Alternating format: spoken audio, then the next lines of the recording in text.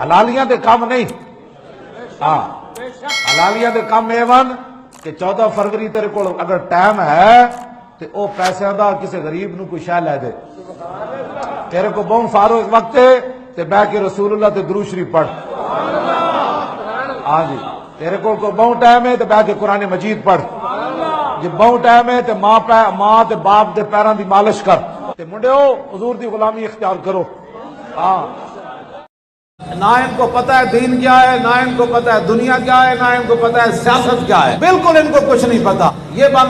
بس ان کے بے دام غلام ہے۔ لیکن اب تمہیں غلامی وہ چھوڑنی پڑے گی یا ان کے پاس جانا پڑے گا، اور یہاں محمد رسول اللہ کے غلاموں کا دور اب آنے والا ہے۔ آیا آیا دین آیا، آیا آیا دین آیا، آیا آیا دین آیا، آیا آیا دین۔ ہم نے جس نبی کا کلمہ پڑھا ہے انہوں نے تو یہ فرمایا، حضرت جریر بن عبداللہ البجلی نے پوچھا حضور اچانک نظر پڑ جائے غیر محرم عورت پر، فرمایا اسرف بصرک فانما لک الاولی وعلیک الثانیہ، فرمایا دوبارہ غیر محرم عورت پر نظر نہ ڈالنا، پہلی تو رب معاف کر دے گا، دوسری معاف نہیں کرے گا۔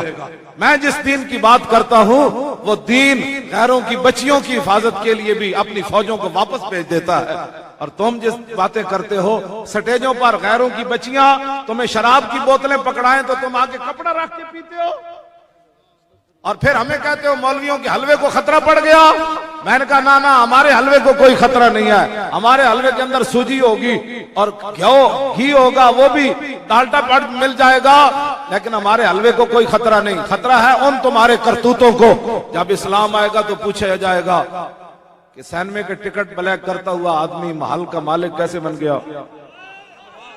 امریکہ کی طرف نہیں لوٹ کر جانا کہ وہ تمہارے مسائل حل کرے گا، اقوام متحدہ تمہارا کشمیر لے کر دے گا، زور بازو آزما، شکوہ نہ کر سیاد سے کہ آج تک کوئی قفس ٹوٹا نہیں فریاد سے۔ ہاں جی ایک جال کدی فریادہ نہ نہیں ٹوٹتے ہوندے،